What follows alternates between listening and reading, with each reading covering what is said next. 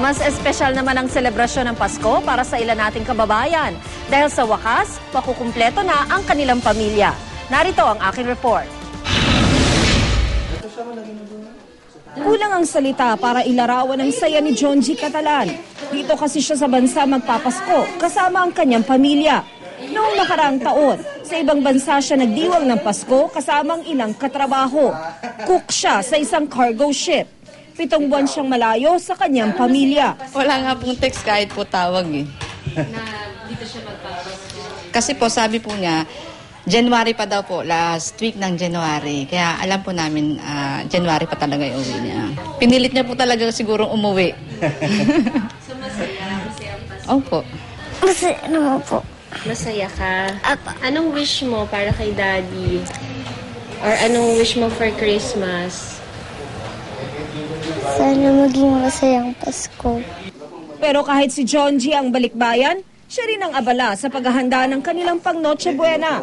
Maliban sa inihahanda niyang menudo, di rin daw mawawala sa kanilang hapag ang paborito nilang lahat na dinuguan. Gusto ko, ako lagi ang nag-ano sa kanila, nagluluto para pinagsisilbihan ko na rin po sila. Sinadya raw niyang hindi ipaalam na uuwi siya ngayong Disyembre para sorpresahin ang kanyang pamilya. Pahirapan daw magpaalam sa kanila para mag-leave kapag Disyembre.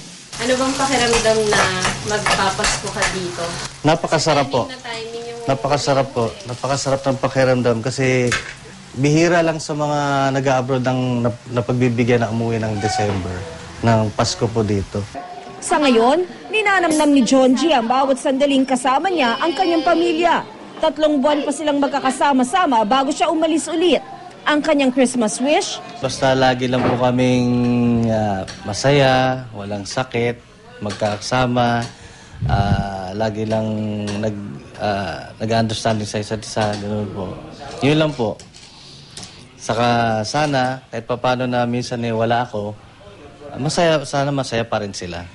Kasi yung trabaho ko naman po para sa kanila. hindi madaling magpasko ng malayo sa iyong mga minamahal. Kaya magpasalamat at sulitin ang bawat sandaling kapiling mo sila. Tulungan mo si Daddy.